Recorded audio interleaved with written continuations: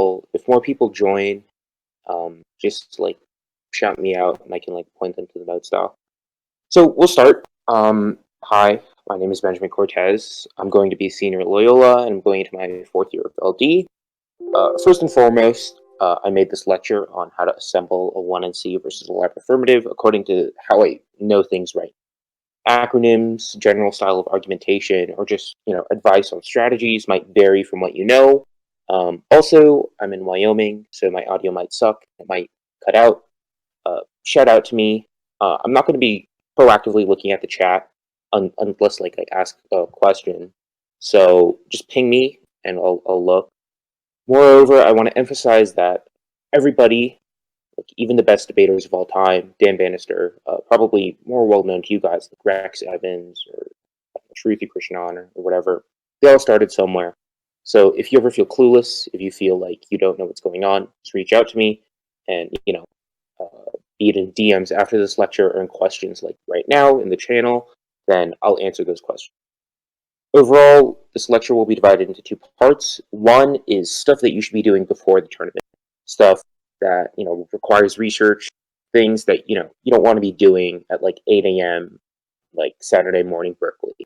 The second part will be stuff that 30 minutes before your round you want to get something started and kind of lost. That's what the second part of this lecture will be about. And I've noticed while making this lecture that there's going to be a lot of overlap between 1NCs versus like fill laps or KFs, particularly in terms of like reading evidence or general strategy, because a lot of the things that I'll be talking about don't just apply to UTIL affirmatives, but also apply to just affirmatives in general. Keep in mind that a lot of this lecture will be about research, about putting in the work ahead of time, because a lot of times in UTIL debates, especially the higher stakes ones, evidence quality is a big decider, and whether or not you are actually telling the truth or lying through your evidence is going to be the decider. And granted that I've noticed that after going through a lot of this, it's probably going to be a lot of work given how broad certain topics can be, but you always want to regret doing too much research. You never want to regret doing too little work. You always want to be like, after a tournament, you never want to say like, oh, I wish I spent, half an hour more doing research. You always want to be, oh, well, I spent 30 minutes too many on research. That's always the mindset you want to have. So part one, pre-tournament research. This lecture will cover about how you should be researching a topic, researching against affirmatives. And before I dive into what I think is, should be the priority, before tournaments, I want to hear what you guys do before tournaments, especially versus UTIL affirmatives. How do you go about preparing against UTIL affirmatives? You can just type it out in the chat.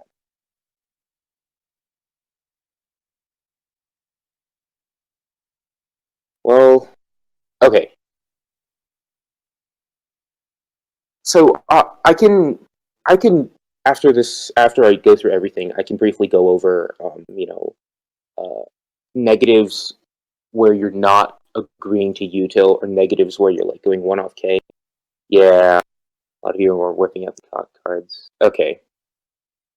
Sort of broader than, okay, so I guess some of you don't usually do a lot of util debate. I guess, what do you do before a tournament, besides just like cutting a film? Like, do you just like look at a topic and cut a contency, or how do you specifically prep?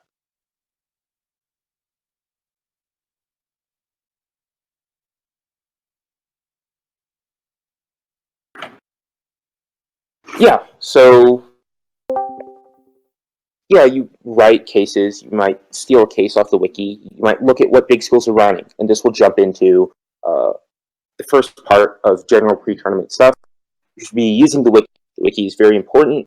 What you should do is that you should look at the pool of debaters that you're going to hit. You should look at the affirmatives that you can hit. Just go to their wiki, go to the app page, look at the types of affirmatives they read. Perhaps look at the round reports, because maybe maybe they've read a non-Tibetai, but they've only read it once this topic, while the rest of the rounds on the topic they've read Indo-Pak. So keep that in mind when you're looking at wikis. And this goes to my second part. You should use Google Sheets. Uh, this might be overwhelming, but if you want to put in the work, you should make a spreadsheet before the tournament of all the entries in the pool. You can accomplish this by just copy and pasting the entries into a Google Sheet. Then you should just go through the wiki and write down what affirmative they're reading. I always do this because it helps you gain insight about what types of affirmatives are more popular. For example, if you finish your spreadsheet of, let's say, like the Blue Key tournament, and you see that 25 people, or like 1/4 of the pool, is reading an Indo-Pac affirmative, but you only see one person is reading a Britain affirmative, then you know that you need to put more effort into researching the Indo-Pac AF, perhaps like 10 times as much effort, because the time proportional to, researching a case nick for the Britain affirmative, it's definitely not worth the trade-off of perhaps an Indo-Pac research against the Indo-Pac affirmative, because 25 people are reading it. I included a link in the notes doc, and you can look at it for an example of like how I generally look at the pool. If you notice in that link, you'll see that quite a lot of pools either reading Indo-Pac or US ICBMs. So, before the Marlboro tournament, I knew that I had to do substantially more prep versus the Indo-Pac and the US ICBM affirmative. And you'll notice that this can also apply to, KFs or PhilFs. Perhaps if you're coming from Texas, the Midwest, the Northeast, Florida, you'll understand that, 1/4 of the pool is probably not going to read an Indo-Pac AF. They might read a CONDAF, they might read a KF, might not obey the topic. You should also keep that in mind when you're making your spreadsheet. When you're looking at the entries, when you're looking at the affirmatives, you should notice that, like, hey, only like 1/5 of this pool is reading a util AF. Maybe I should not spend that much time researching util positions and instead be looking to cut like cont straight turns, cutting new fill NCs, or cutting T framework to read against non-T affirmatives. Now, I'll jump into off cases. There are basically two types of off cases for like util research. One is topic generics. Does anybody know what a topic generic is?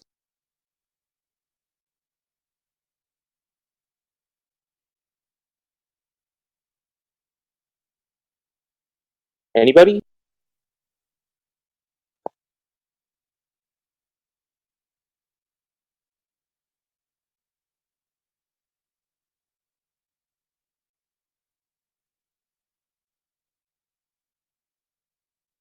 Yeah, Regan, you're right. And whatchamacallit, lost it.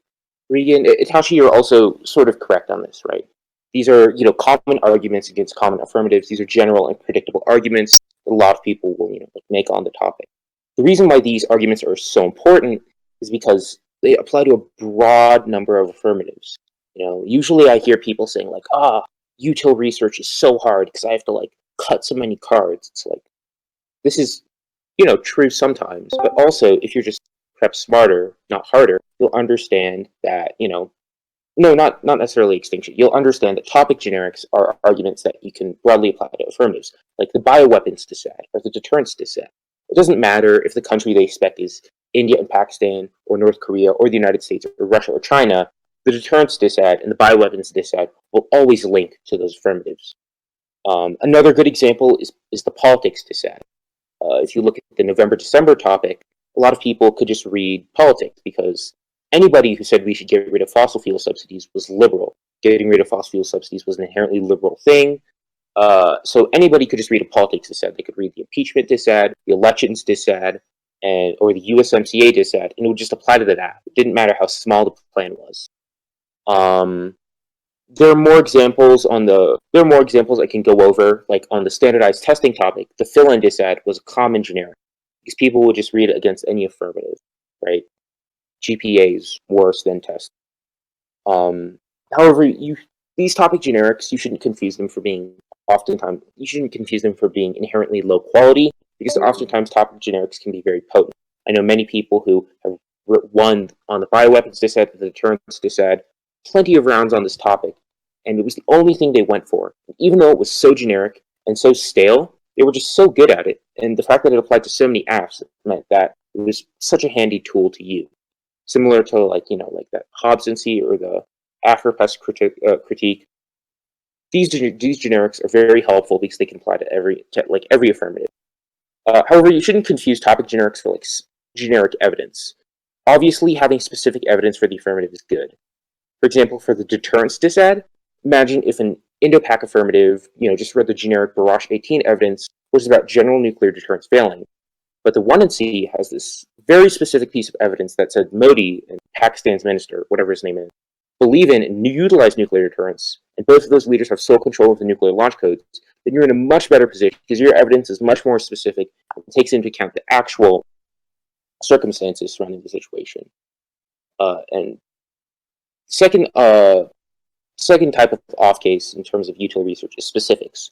These are, like it says, these are specifics based off of the affirmatives you can hit, specifics based off of the teams you can hit. Specific off cases are most of the time better, usually because there's less of a chance that the affirmative has a mechanism to get out of your disad, or that the affirmative has very specific evidence. For example, Harvard-Westlake and Loyola read an affirmative on the Jan-Feb topic that only eliminated ICBMs, which means that submarine-launched ballistic missiles and nuclear bombers would actually fill in. Thus, common generics like the bioweapons and the deterrence disad would be moot because other nuclear weapons would still exist. In terms of examples, I can't go super in depth on examples of specific off cases because they obviously differ from affirmative to affirmative.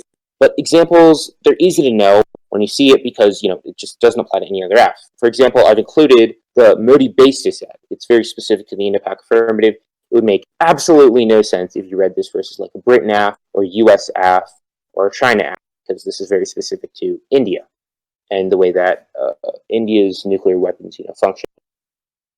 And you can take some time to read over that example, walk it through. If you want me to explain what this disad says, I can easily walk you through that. But let's just take a short break right now. Does anybody have any questions? Did they miss anything? Was my audio cutting out? Do you want me to go over anything in more depth?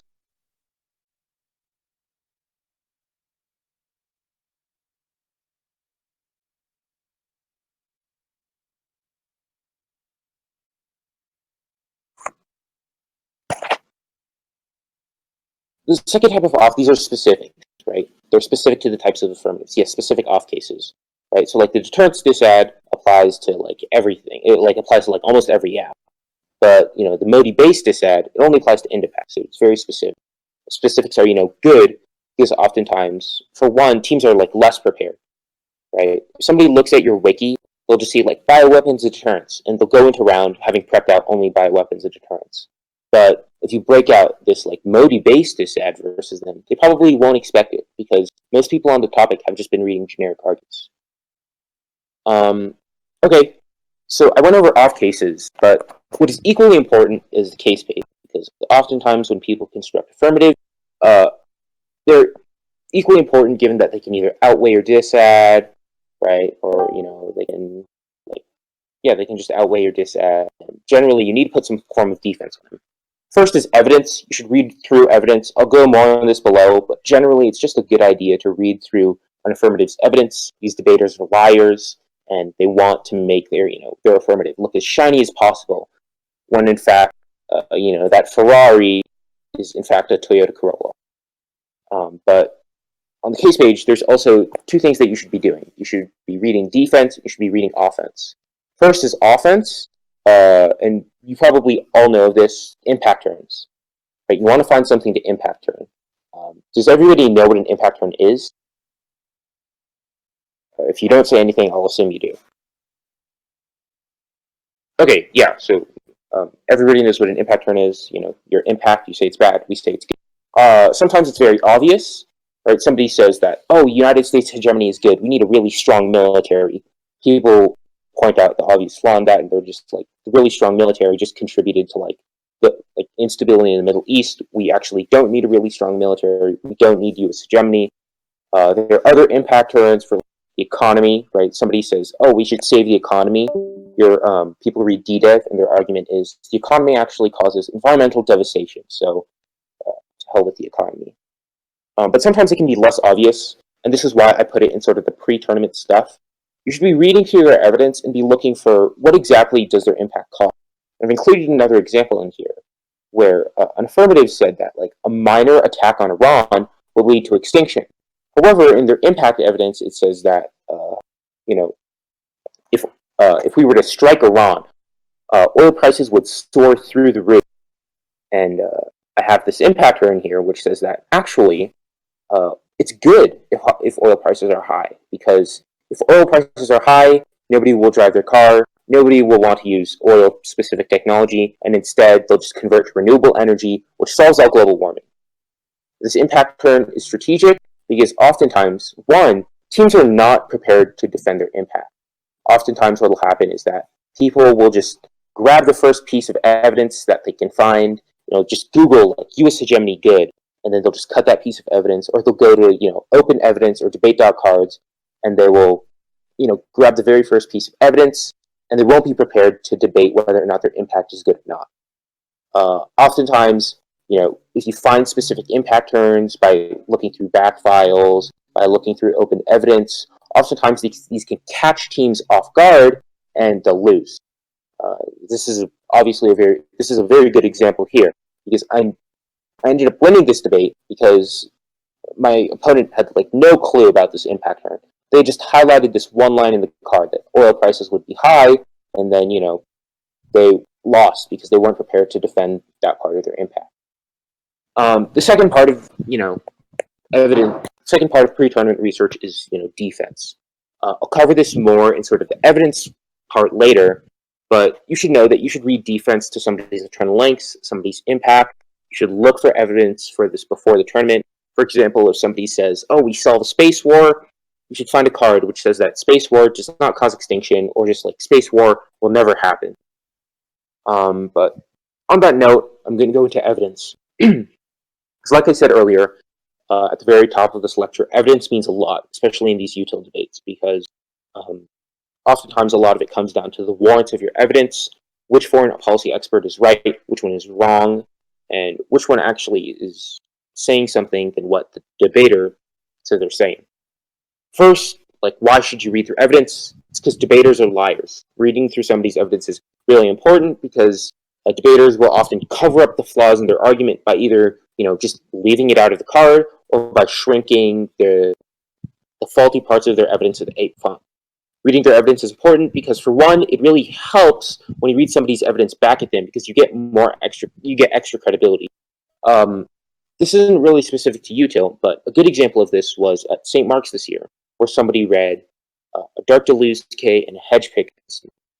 However, in their Dark Deleuze K, there was a line in their evidence which was very specific to the way that, U.S. hegemony is clearly bad and imperialist and causes genocide. When you read that line back at them, it's very ethosy to the judge, because it, shows that the other debater has just been straight out lying to you. Second, you also get massive ethos points because it looks like you know more about your opponent than their affirmative, right? This has happened many times this year when I was able to, talk about Modi's election, talk about Modi's current perceptions of deterrence that was in their own evidence, and it bolstered my argument, because for the judge, they were like, "Oh, the affirmative doesn't even know what they're talking about. The negative is clearly ahead here." And third, it's also just good to have general topic knowledge about their affirmative. So when they start lying in CX or the 1AR about current events, or about what their evidence says, you can call them out on it because you've read their evidence and it clearly does not say that. But what are you looking through when you're looking for evidence, and how should you look through evidence? First is, I guess, more important, how should you read through evidence?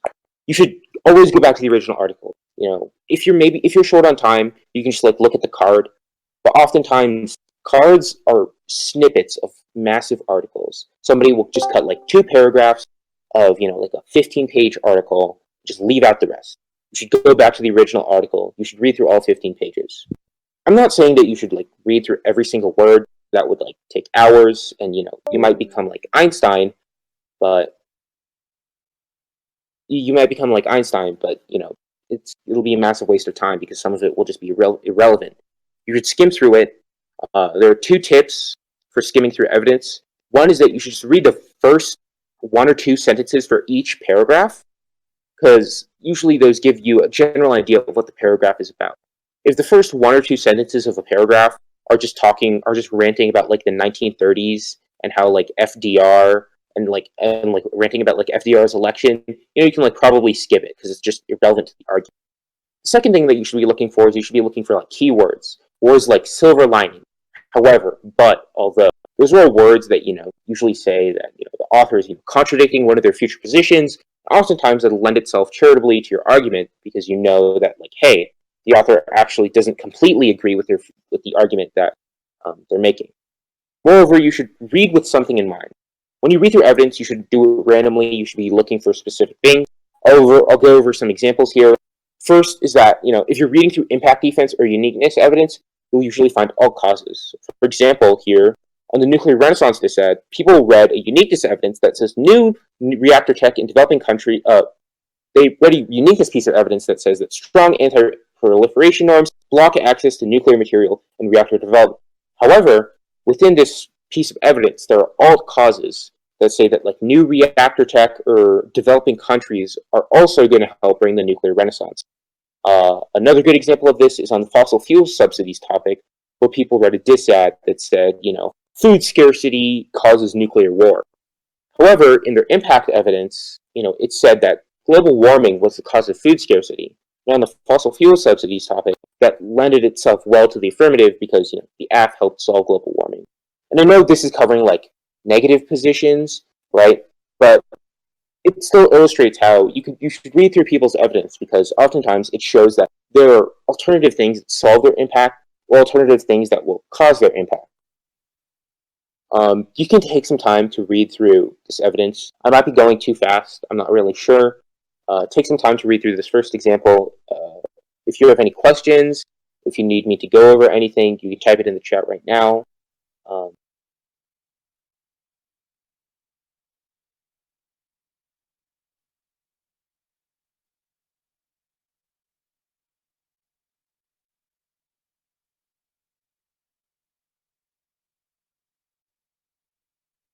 Okay. I guess not. I guess I'll move on to the second example. What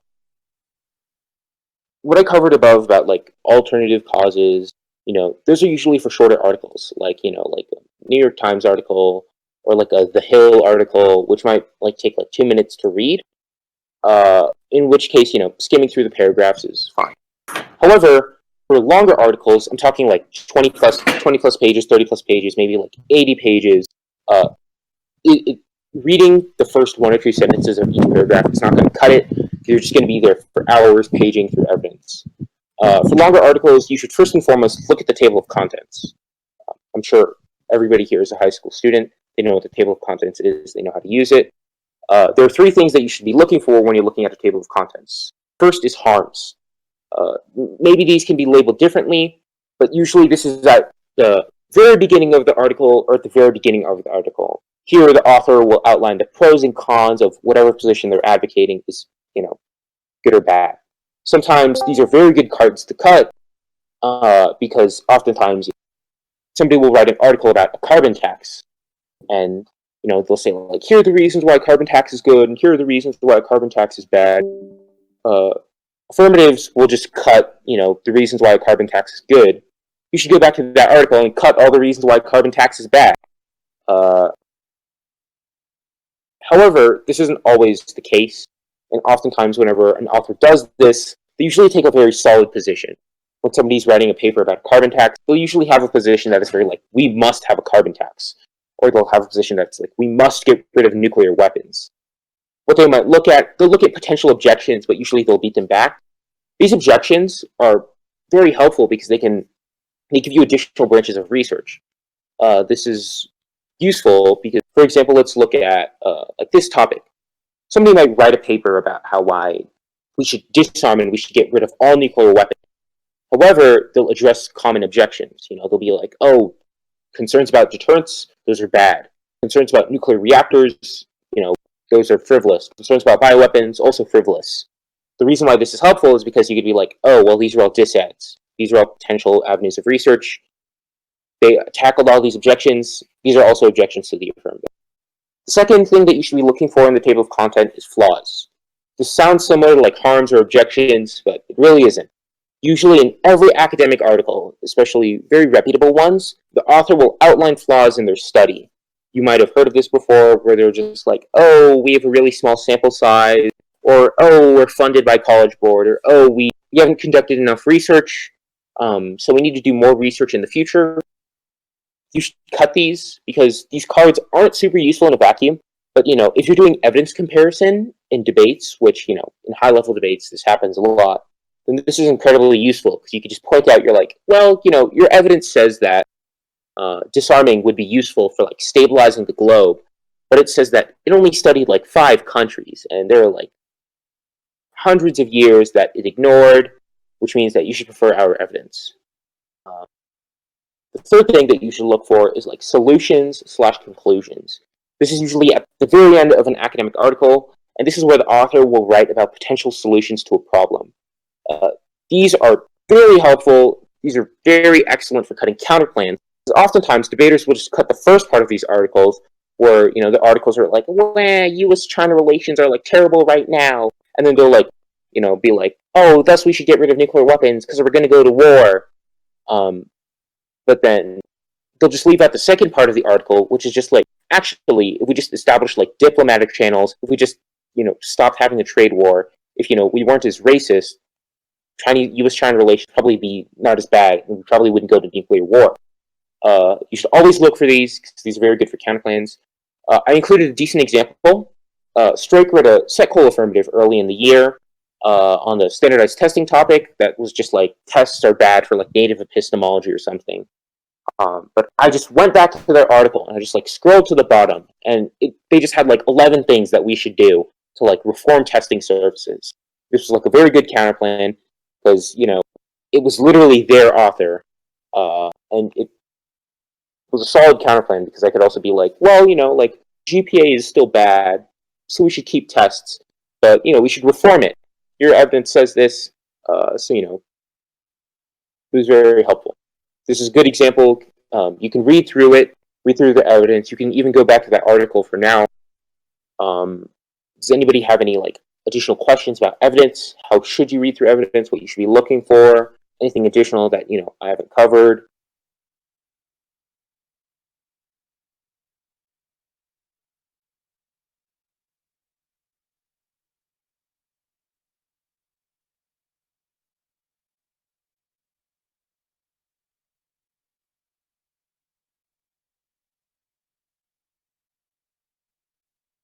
Okay, kicking planks on a counterplan. When somebody says you can kick planks on a counterplan, it means that every single plank is conditional. So let's look at this counterplan. I guess this is a good time to ask the question. There are 9 planks to this counter. There might even be like 10 planks on this counterplan. When somebody says that they can kick planks, each of these planks are conditional. You should treat them as individual counterplans that an affirmative that the negative can kick out of. The reason why this is like abusive is because instead of one conditional counterplan, it's like 10 conditional counterplans, but they can go for like individual combinations of each one, which is very tricky. It's very abusive. Oftentimes, even like West Coast judges, even policy judges, a lot of policy judges are like, I love conditionality. Conditionality is good. But if you read like a 15 plank counterplan and you're like, oh, the planks are conditional, we can kick individual planks, the judge is going to be like, yeah, it's kind of abusive because there are like 15 different counterplans that I can kick out of. Does that answer your question, Regan? Okay. Condo is sometimes make it sketchy, but I'll get into that. Pre-round stuff. I want to hear from you guys. What do you do before the round? Like, you get the pairing on tab room, you start panicking. You're like, oh my god, I'm hitting Santa Monica RE. What do you do before the round?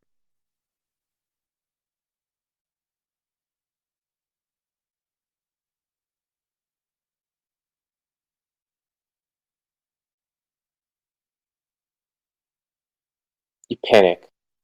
Check the wiki. Yes, I always do this. You should always do this. You should get into the habit of checking the wiki. You should get the contact info, and you should message the person. And when you message somebody, you always ask them, "What's the AF?" Right? This is very commonplace. Oftentimes, people will be like, "Oh, it's the Cont AF, right? Or it's the Indo-Pac AF." People usually just stop here, which is a major mistake, right? You should ask, is everything the same, right? And some people do this, but not enough people do this, right? Because if somebody's like, I'm going to read the Indo-Pac F, and you're a K debater, what they'll do is they'll just take out half of the Indo-Pac F and just put in like 3 minutes of K preamps. So you should ask, will there be any changes? And you should ask them, what are those changes? If they say yes, there are going to be changes. If they don't want to tell you, you should push them very hard. You should be like, are there going to be any changes to the plan text? What are those changes? If they don't tell you, they don't have to tell you, but they just have to tell you if there are going to be changes. You should ask them where there are going to be changes. Are you going to change the underview? Are you going to change the plan text? Are you going to change the advantages? You change the impact cards?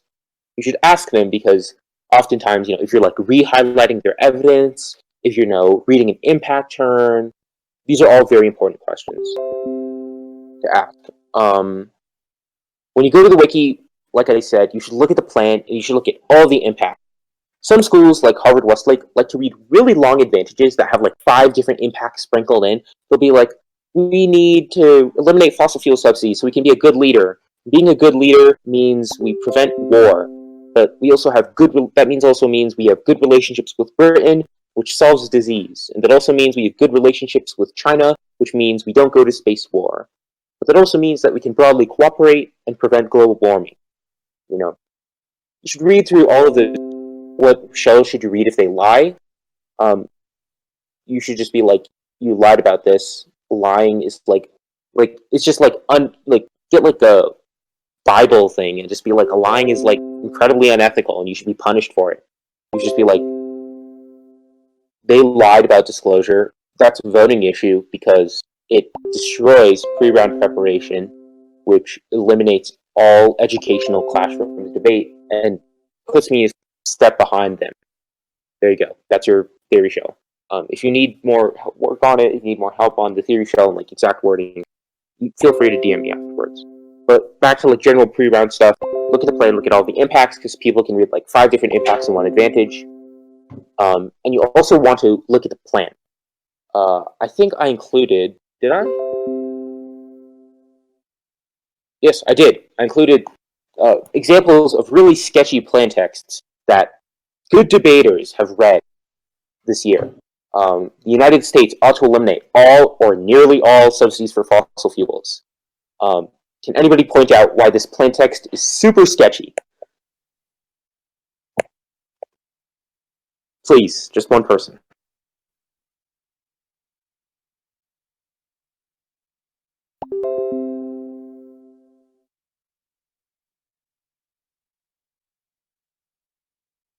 Yes, exactly. They could just change it in the 1AR. You could read a pick, and they'd just be like, well, we said nearly all, right? So, we leave out the pick, so permutation do both. Or permutation do the pick, because it's not competitive. This is, like, very sketchy. And, I've seen debaters just lose debate rounds because they don't read the plan text, right? Also, if you look at this plan text, it says the United States, which means if you read a states counterplan, if you're like, oh, well, we should let the states do it, then they can just be like, permutation do the counterplan. The F is the 50 states. You saw the second plan text, right? Nearly all standardized tests, they can just modify it into 1AR and just like take out whatever offense you want to go for.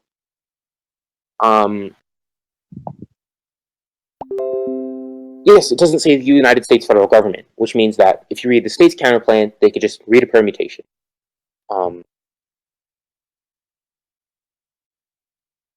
Moreover, you should have an ideal two in our mind whenever you're assembling a 1 and C. This can apply to like K affirmatives or like full affirmatives, but usually if you're like reading like a usually if you read sorry about that. Usually if you read like a fill NC, you probably know you're going to go for that fill NC. If you read like 1 off K, it's just like you're obviously going to go for the K. Or if you're just reading like topical T framework, you're obviously just going to go for framework. But for util rounds, people can read like 5, 6 stuff. You should have an ideal to an arm. You should know exactly what you want to go for in that round. You should have it blocked out. Here are some examples. I know Harvard Westlake really liked to go for top calcula. It was either naval T or T eliminate. and they had that like massively blocked out. It was like pages and like 50 pages or something of like front lines to medieval tea. It was insane, and they just go for it every round because they had everything prepped out. A second example is Straight Jesuit. Straight likes to go for queer pests a lot. He likes to go for Edelman or Stanley, and they have a massive file on like queer pessimism, right? And it's all blocked out, because they go into a round. They're like, yeah, that's the 2-NR I want to go for. You should also have an ideal 2-NR in mind because for one, it helps you, better construct your 1NC, which I'll go into later. And second, it also makes the 2-NR easier because instead of like scrambling in your head, you're like, oh my god, what do I go for? There's like so many arguments. You just be like, the deterrence disad. I want to go for it. Did they cover it enough? No, they didn't. Okay, easy dubs. I'm just going to go for the deterrence disad. However, I want to emphasize that when I say you should have an ideal 2-NR in mind, this is not the same thing with you should have only one 2-NR in mind. You should make sure that every single argument you read in the 1NC is something that you can give a 2-NR on. Like a 20-second base disad with 2 sentences highlighted, it's not fooling anybody. Everybody knows that you're like not going to go for it. It's just a throwaway, which means that the 1AR will just spend like 10 seconds on it. They'll be like, they didn't highlight any warrants, and Trump's base approval ratings are in the gutter. Any questions on like general like pre-round stuff?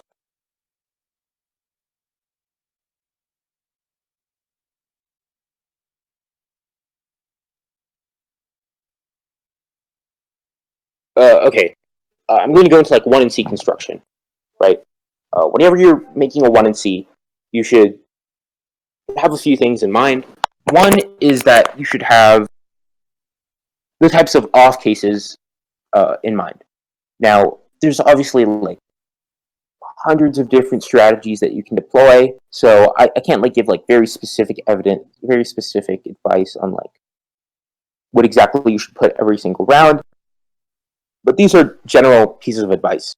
One is that you should balance offense and defense. You should not read 6 counterplans. And then 1 disad as a net benefit. Right? I've seen this before on the fossil fuel subsidies topic. Somebody read like 6 counterplans as to why like we solve warming, and then they like read like 1 econ disad, and the 1AR was just like, okay, well, econ decline is good because the economy is terrible for the environment, right? Or they've just been like, econ decline is good because the economy like exploits poor people, right? So you want to balance. At the same time, you don't want to read like 6 disadvantages. You don't want to be like, well, we shouldn't have nuclear weapons because for deterrence, for bioweapons, for nuclear energy, for the defense industrial base, and for I have like no clue what other disads there are for like U.S. politics. You can read like all of those disadvantages because the 1AR can just impact turn 2 of them or just link turn 2 of them, and you're in a very bad spot because the 2-NR has to answer those straight turns. The second piece of advice I'm going to offer is that make sure your off cases don't conflict. I have an example here, and it's not a great example, but for you guys, it's probably easiest to understand. The deterrence disad says big weapons deter countries, right? This weapon is very big and scary. It means that nobody will attack us. And then they'll also read in the same 1NC that countries will get these big bioweapons. You can see the obvious problem here. If you're just like, well, big weapons deter countries, and countries will get big weapons, then there's like no impact to one of these disads. This third piece of advice I can offer is that you should diversify your impact scenario. You should not read 3 disads where the impact is all economic decline leads to war. Or just like, don't read 3 disads with just the war impact. Maybe read a terror disad. Maybe read a disease disad. Maybe read like a warming disad, right? Because somebody can just read 1 piece of impact defense and it gets rid of all of the disads, which is a terrible time trade-off for you. I already covered this earlier. Everything should be an out with every off case you put in. You should not like throw in that like 10-second disad or like that terrible disad or that disad that you just stole off of Harvard Westlake's wiki and you have no clue what it says, but you just threw it in there because, you know, to hell with it. You have like 1 minute left in your 1C. Do not do that. Either you need to make sure that you know every single thing in your 1C. Additionally, you should read everything conditional. Conditionality is good. I know like some judges are like sticklers on this, but I cannot emphasize this enough. You should read condition. You should read a counterplan, read a critique. Actually, I don't know about a critique, but read a counterplan conditional every single time. Because if you read it unconditional, somebody could just read like a read a straight turn, read a links to the net benefit, and you're screwed. There's nothing you can do in your 2NR, which means you should always have it conditional. Moreover, if you're in one of these debates, if you're in a heavy util v util debate, your judge probably likes conditionality. Like who are notable like util judges like Danielle Dosh, Rex Evans, David Dosh, right? All of these people think that conditionality is good, so you should not be afraid of it. Even if you're afraid of conditionality, I can help with this after the lecture. If you DM me, we can go into like a separate room or whatever.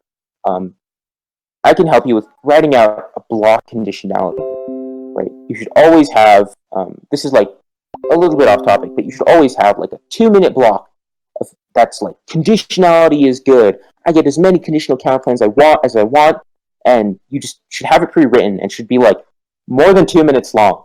So you can like, if you know that this is their only out, then you can just read straight down because you know that there's no chance for them. Some of you might be like, oh, I want to extemp stuff. It's always better to put 10 minutes of work. I would suggest putting 10 minutes in of work to save 10 seconds of time in the round. Just pre-write it. Pre-write conditionality good. Or like picks good. Or whatever theory argument. If you're going to be reading the off case. Moreover, whenever you're assembling one of these 1Cs, you should keep your opponent in mind. If you're, you know, hitting like Wyatt Hatfield and he's reading a util app for like some like strange reason, you should probably just be like, maybe I'll just read like 2 disads because I might be able to beat him on that. You should probably not read any counterplans, not read anything abusive. Make sure that he cannot read any theory. However, if you're like debating like Harker or like Harvard Westlake or any other like big West Coast school, they're like not very good at theory. You could just read like 8 off, and like all of them can be conditional. You could read like a 15-plank counterplan. All the planks are conditional. You can kick planks. They most likely will not go for theory, which means, you know, you can load it up. LARP 1 and construction. You should have multiple layers in the 1C. Now,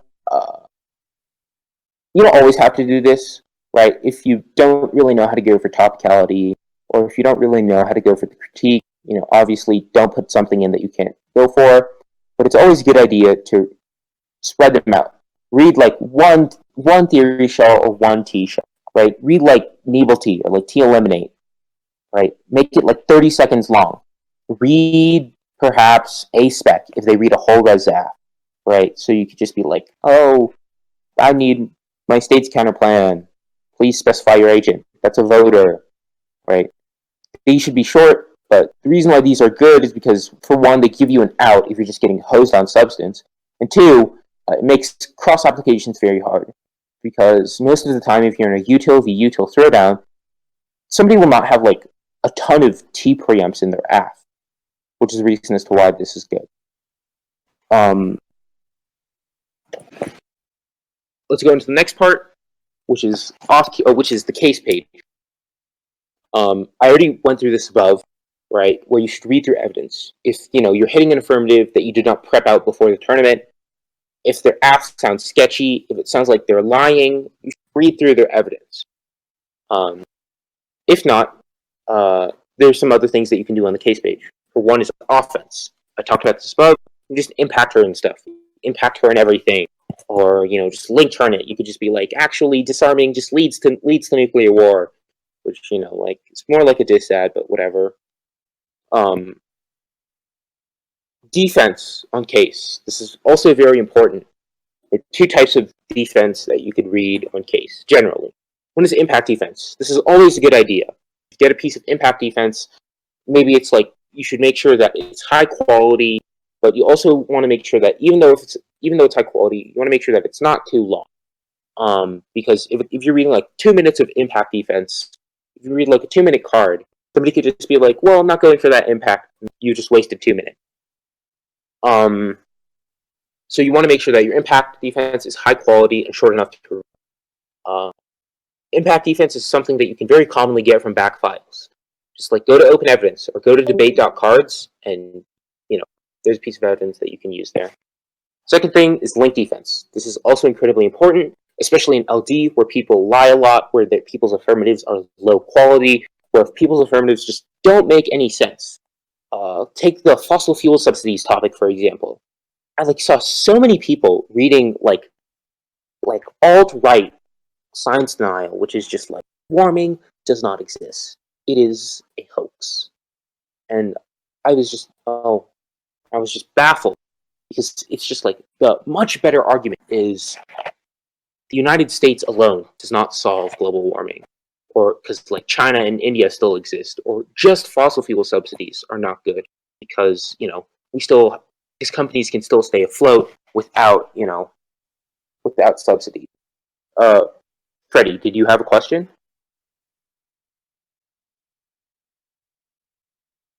Okay. So you should put offense and defense on the case page. Moreover, I just want to put one more thing out there. If you're ever impact turning something, sometimes you don't need to read impact defense, but sometimes you do need to read impact defense. Take CO2 WAG. Does everybody know what CO2 WAG is? Okay, well, I'll just explain it for those that might not know. CO2 WAG is the thought that more carbon dioxide helps the earth because plants need carbon dioxide, which means that if we have more carbon dioxide, plants will be thriving, which is great for food, great for agriculture. And then food is important because without food, we'd all dive into like resource wars. The reason why you need to read impact defense is because most of the time, warming is also an extinction level threat. You have to read some evidence, which is just like, well, warming isn't actually that bad, right? Yeah, it'll kill everybody, but it'll take like 200 years. By reading that impact defense, it makes your impact turn much more convincing. Because instead of somebody saying like, oh, well, in like 50 years, instead of somebody saying we all go extinct in like 25 years, instead, we're going extinct in like 200, which makes your CO2 WAG impact turn better.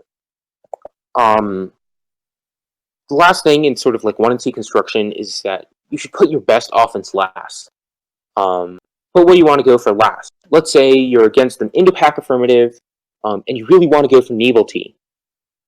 You should put Naval-T on the bottom. It should be like Modi base disad, no war pact counterplan, bioweapons disad, deterrence disad, and Naval-T. But why though? This is because if you're in a preset, right? If you're in like the first 2 rounds of, I hope everybody knows what a preset is. I hope you know how they work. I can go over that later.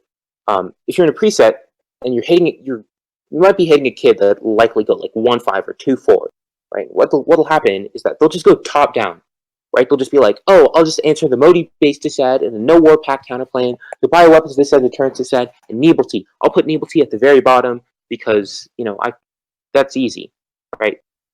So what happens is that they might just drop Naval-T, or they'll just undercover it, which means it's a very easy win.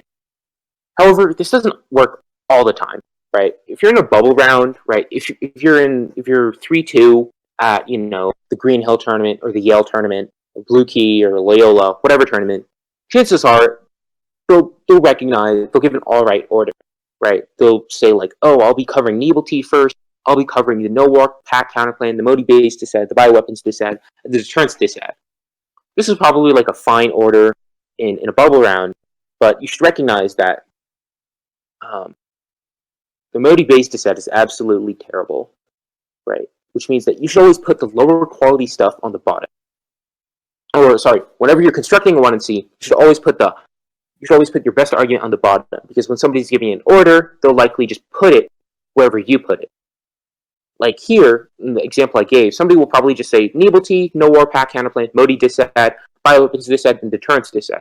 When in fact, the deterrence disad is probably the best disad out of all three of the disads. However, you can only do this if you pre-time your 1 and C. And I cannot stress this enough. Usually in like a fill round or a K round, pre-timing your 1 and C is not that important because you can usually, like drop something, or if you don't have enough time, it's not integral to your strategy, you can just like skip it. You can skip the off case. But if you're putting your best offense last in the 1 and C, what might happen is that you might be like spreading through your 1 and C, and then you can look at your timer and you're like, oh shoot, I have 1 minute left. I haven't even started on my best off case, and I haven't even gotten to the case page. This is, obviously detrimental because you might not even have enough time to read your last off case, which is why you should pre-time your stuff always, right? Like if it's like 10 minutes before a round, just pre-time it. Just spread through your 1 and C. Don't be like, oh, I'm gonna go grab a drink of water, because you could probably just do that like during round. Right? Pre-time your 1 and C. You should also just pre-time your 1 and C, because oftentimes what I've seen people do is they're just like, oh, it's gonna be 3 off case, and then if I have time, another off. If you do that, right, I guarantee you, your opponent will know that that 4th off case is not very important. It's probably low quality, it's probably irrelevant, probably something that they can just ignore altogether.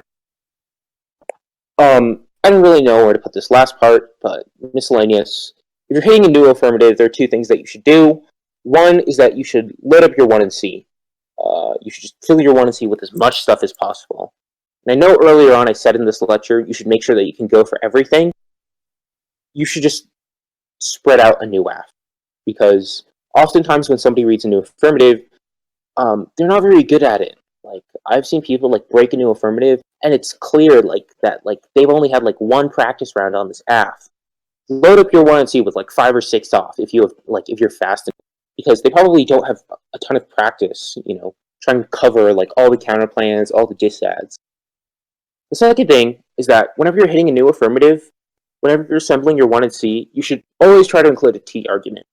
Because whenever somebody reads an AF that is new, there's a reason it is new. There's a reason you haven't heard of it. Probably because it's just not topical, right? Like, I had an AF this year, which was just like, Saudi Arabia has nuclear weapons. It's been covert. It's been like a covert program.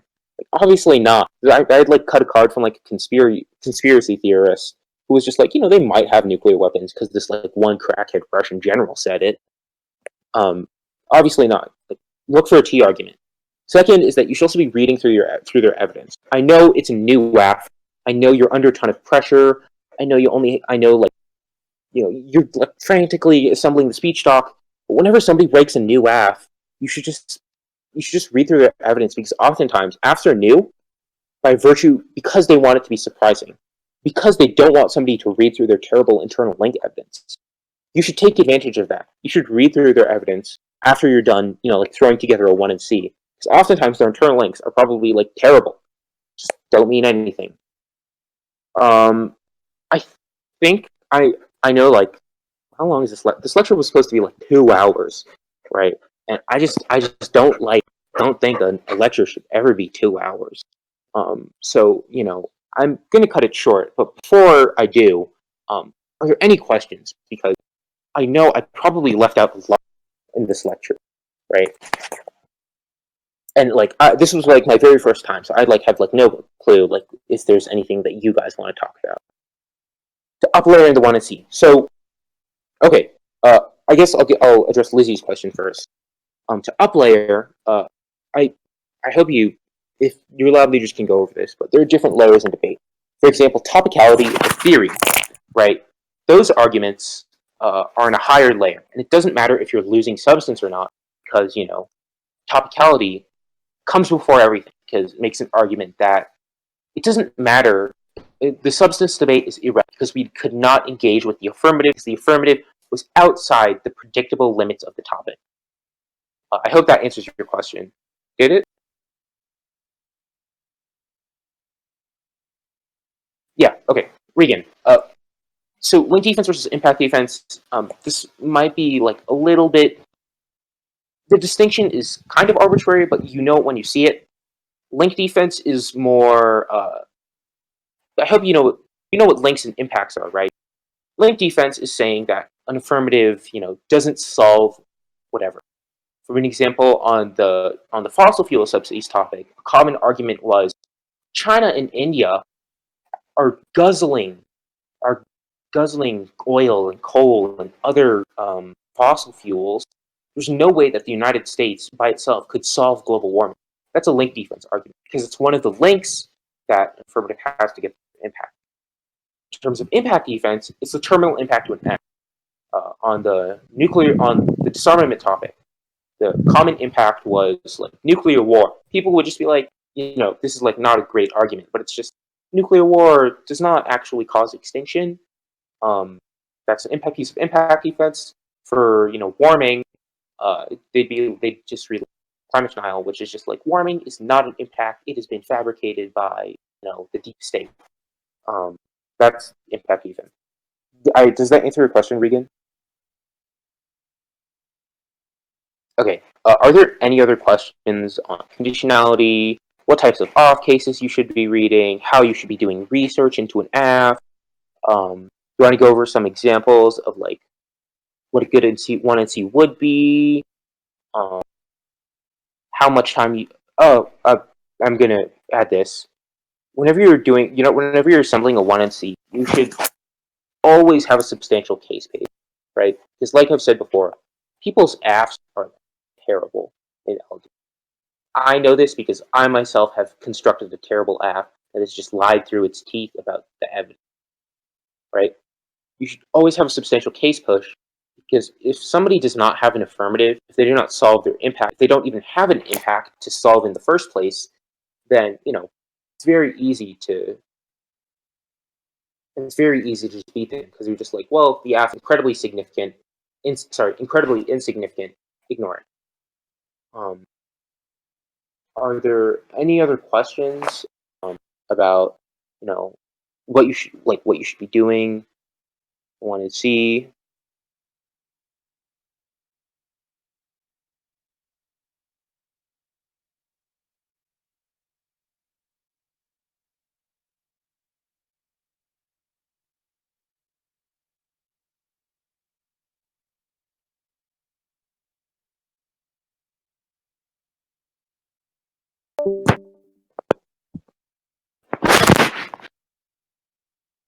Any tips on answering a huge underview? Okay, so um, the very first thing I will obviously say is you should um, you should first and foremost, or no, I think that there are a few things that you can do. One is that you should make an argument about how you get new 2NR responses, because I've seen massive underviews, and these massive underviews don't have any warrants. They're like, we get an RVI on 1NC theory because the 2AR is too short. And you could just be like, what? Why does the 2AR being short mean you get an RVI? This argument had no warrant, which means that you should let me get a new 2NR answer when the 1AR inevitably stands up and blows it up, right? If somebody has a ton of theory tricks, just make arguments as to why new 2NR answer. I know, granted, not a lot of people will be very receptive to this, right? Because it's making a new argument, right? But you should just point out that whenever somebody has a massive underview, half of these analytical arguments barely have a warrant, which means you should probably answer them. Moreover, a lot of these are usually cross-apt, or usually they're blown up. You obviously get to answer them because the blowing up or the implication was not obvious in the 1AC. Other tips on answering a huge underview. This might not be super popular with some people, but you can read. It's very helpful if you just read a critique. Just read maybe the Spikes K, which is just a prioris or ableists, or perhaps actually no, I wouldn't suggest reading Afro-pessimism, but there are arguments as to why the sort of type of flippy tricks debate is an anti-black form of communication. But the third thing I can say is that you should just work on getting good at line by line, work at getting good at line by line, and work on getting good at grouping things. This is probably the most important thing because I've noticed this a lot in very huge underviews.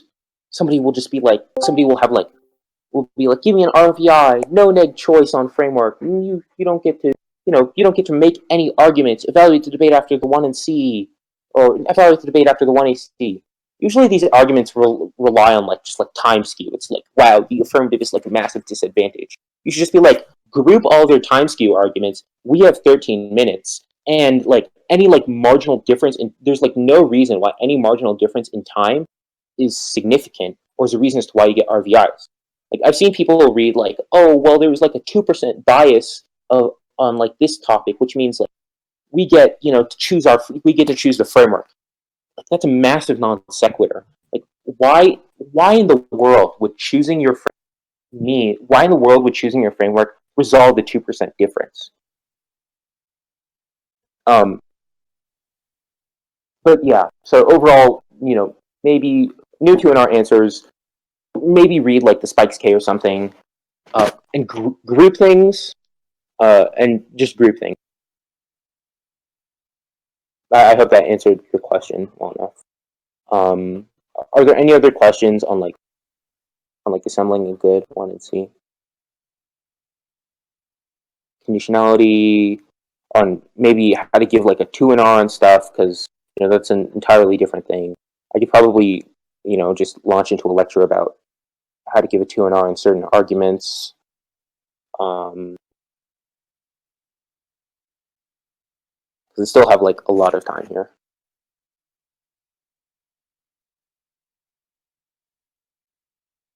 Come on, I don't want to get called out by Phoenix for having a super short lecture.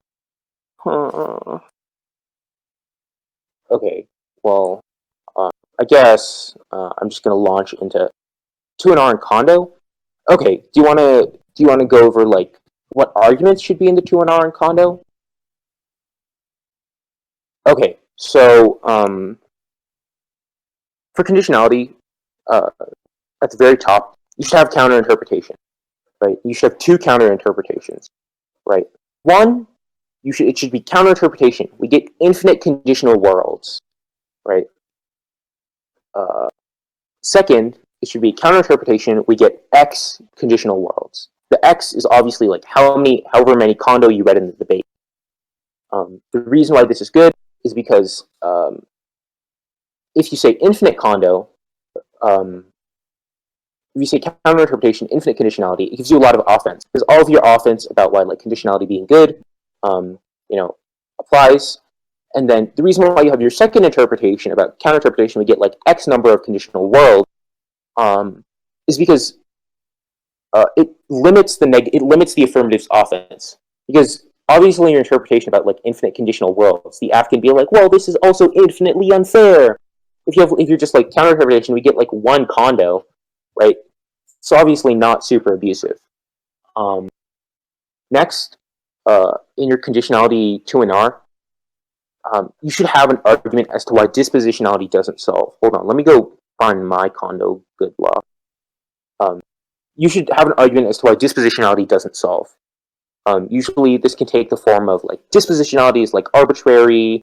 The thesis of conditionality good is that we need negative flexibility and we need to be able to kick out of offense to test the affirmative. Conditionality dispo was blippy. How does it solve all of our offense? That you should force the 2AR to do some work on that. You should have an argument as to why dispositionality doesn't solve. Obviously, you don't read this every debate round. If somebody is just conditionality is bad for strat skew, right? There's a 2 and world skew, and they don't make an argument as to why dispo solves, you don't need to read this. But the reason as to why this is the second argument in your 2 and R, besides the counter interpretation, is because the reason this is the second argument is because if you drop dispo solves, it's almost game over, because tech over truth. Dispositionality provides the negative enough flexibility, but we still get our arguments. Now for Condo, you should probably structure this. You should probably structure this 2 and R differently based off of uh, who your judges are, right? Like, I know that the condo block I have written out right now is is meant for the West Coast. It's just straight down. It's like 13 points of combination of like offense and defense, which isn't great on like the East Coast where they prefer you to like line by line their standards. So I can go over like West Coast structuring of like conditionality good, but for East Coast, there are a few good pieces of offense that you can. There are a few good pieces of offense for conditionality good. One is innovation. Um, Conditionality, lets us introduce new research positions and test and refine our positions. Absent conditionality, like we just spend 100-page files. We just have like only one counterplane and like 100-page files to prevent 1 AR straight turns, right? Like take this topic for example. If we could not read like the NFU counterplan, if we could not read like new counterplans conditionally, right, we might just get absolutely hosed in debate round because we'll just have this like new counterplan, but we don't want to read it because the 1 AR could just generate offense off of it.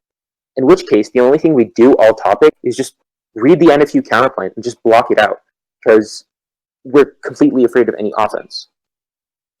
Second piece of offense is logical decision making. Status quo is always an option. The status quo is always an option, so the judge shouldn't be forced to pick between 2 bad options. Logic outweighs because logical arguments are always thrown out. The argument basically follows, like I just said, like, look, the burden of the AF is to prove that they are better than the status quo. The status quo is always an option whenever you're passing any policy. For example, if it's just like the Affordable Care Act versus like whatever the hell the Republicans decide to do with healthcare. It's Affordable Care Act versus Republicans. However, there's always a third option. What if we just didn't do anything? What if we just, repealed? What if we just didn't pass the Affordable Care Act? What if we didn't pass whatever the Republicans are going to do? The status quo is always an option in any sort of decision making. This applies to even real life. They're like, oh, do I want to go to the movies or do I want to go to, the skating rink? Well, you could always just not do either of them, right? Status quo is always an option, so you shouldn't be punished for it, right? And because the status quo isn't always an option, we get conditionality because it's most logical. And there are arguments as to why like logic outweighs. Like, but I mean the rapper. I mean logic as in the thing we use to make arguments. Those are like the 2 good pieces of offense. But there are a few others. Negative flexibility. I'm sure all of you have like heard of this. It's like the AF is infinite prep. They're the first and last speech, and they're able to collapse the debate to 1 argument at any time, right? Right. Condos are only recourse. It allows for simultaneous critical and policy evaluation of the plan. Helps learn about multiple sides to an issue. Negative flexibility is a good enough argument because, for one, it mitigates a lot of conditionalities like fairness arguments, and second, it's usually something that you benefit a lot from, right? It's probably one of the things that dispositionality doesn't solve. Because if it's true that there's like a massive AF bias because of like infinite prep or whatever, then we need conditionality. We need like you should let us get away with as much as possible. Now there's some other pieces of offense I can go over. Another one is advocacy construction. You should force the affirmative to defend. Forcing the AF to defend whether or not it's better than the status quo or a counterplane is good because it forces you to construct a better affirmative, right? Like for disarmament AFs, it forces you to find better advantages that aren't solved by the NFU counterplane, but advantages that are also inherent, right? If it's if the counterplane was unconditional, you'd just be forced to find reasons why the affirmative is better than the NFU. Why the affirmative is better than an NFU, not why it's better than the status quo.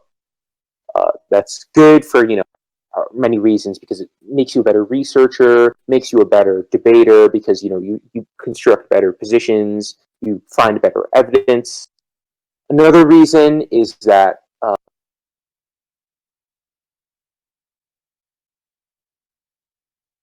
Another reason is strat skew. This is probably like one of like the worst ones I've heard of, but unconditionality is bad because the affirmative can win on either the AF or they can win on straight turns to the counterplane. Like, what if they win that like an NFU is like damaging for U.S. hegemony, right? It doesn't even matter if they win. Doesn't even matter if they win the AF because they can win on straight turns to the counterplane. However, the negative, um, however, that's worse because the AF gets to pick the AF, right? Yeah, Ben, that's correct on the spike stuff, yes. But conditionality is worse because, well, the AF can win on straight turns to the counterplane or just win on the AF. The negative has to win that AF is bad, right? Or that the counterplane is better. But it's uniquely worse because, for one, the affirmative gets to pick the AF. They get to pick the grounds of the debate. And second, the affirmative already indicts the status quo. So basically, the AF only has to win that they're better than the counterplane, right? Those are some offensive arguments. I went in order of quality. If you need more explanation on what each of them mean, I can go into that. But here are some defensive arguments for conditionality. One is that permutations check